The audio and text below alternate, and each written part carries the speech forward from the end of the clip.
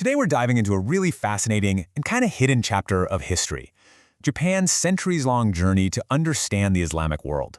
It's a story that has it all. It starts with a mysterious traveler, it's forged in tragedy, and it ends up as this national quest for knowledge that literally shaped the country. So, let's get into it. To really get Japan's perspective, we have to start with the sakura season. You know, the cherry blossoms.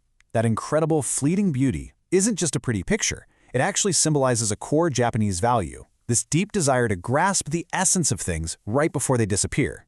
And it's that drive, that need to find meaning in a changing world, that is really at the heart of the story we're about to tell.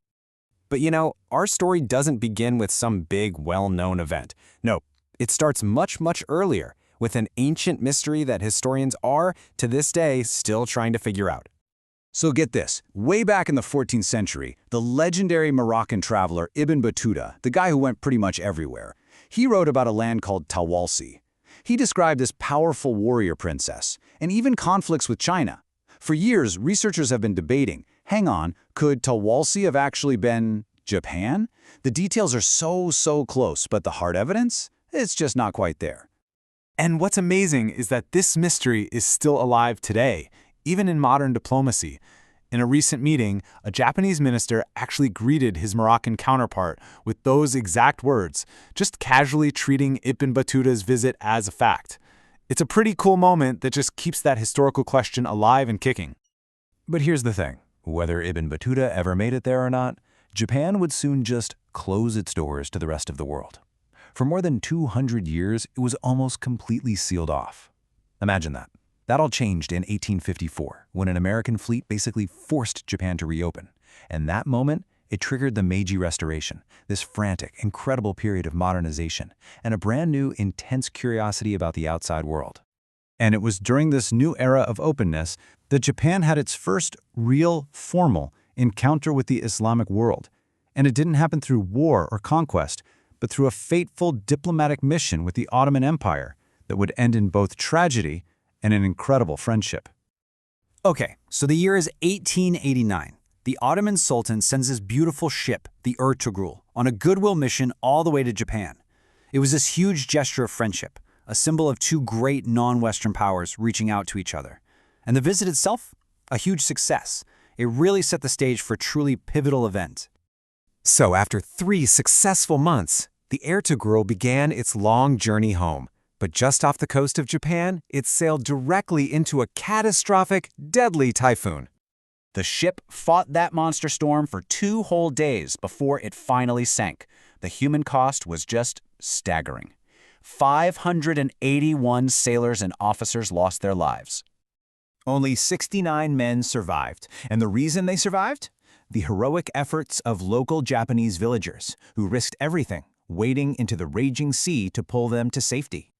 And out of this terrible tragedy, something amazing happened. A powerful, lasting bond was formed. Japan's response was so deeply compassionate.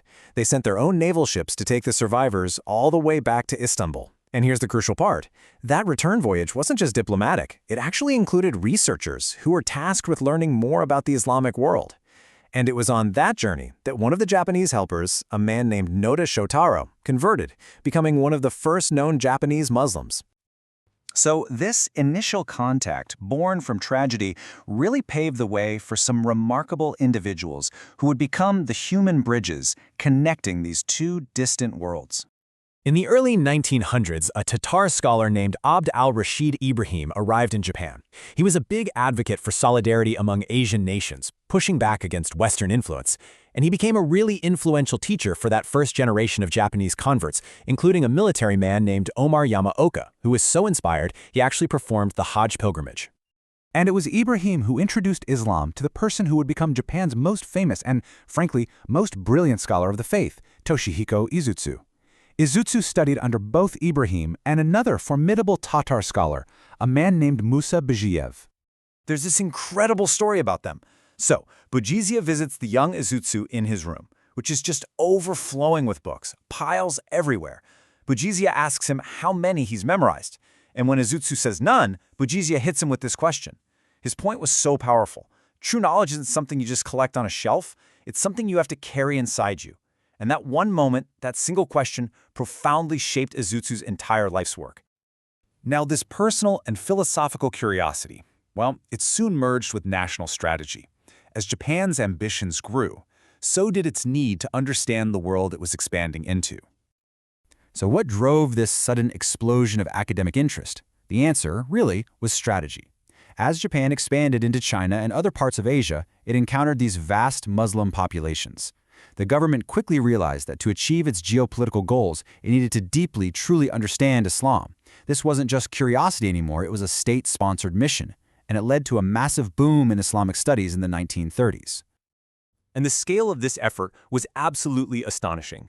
Between 1930 and 1945, these state-backed research centers produced over 16,000 papers and studies on Islam. That's a massive strategic investment in knowledge, totally unparalleled at the time. This period of intense academic focus also led to the building of actual institutions. In 1938, with funding from major Japanese corporations, the first major mosque in Tokyo was constructed. It was a clear sign that Islam's presence in the capital was being cemented. After the Second World War, the nature of this interest shifted again. It moved away from those strategic goals and back towards a more philosophical and cultural curiosity, which brings our story right into the modern era. And this is where our story really comes full circle. The scholar Nobuaki no Tohara became fascinated with Arab desert culture. He saw this unique philosophy in its resilient plants, a philosophy of survival and endurance.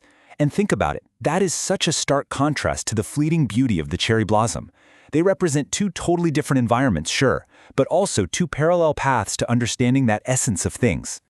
So from the mysterious, maybe voyage of Ibn Battuta to the tragic voyage of the Ertuğrul to the intellectual journeys of scholars like Izutsu and Notoha, the entire story of Japan's encounter with Islam has been defined by the act of travel, by exchange, and by this relentless, passionate quest for knowledge. And you know, this whole story seems to suggest that true understanding isn't really found by standing still. It's found by moving, by exploring, and by engaging with the world. It reminds us that the essence of things is so often revealed during the journey itself. Which leaves one final question for you. What's your next journey going to be?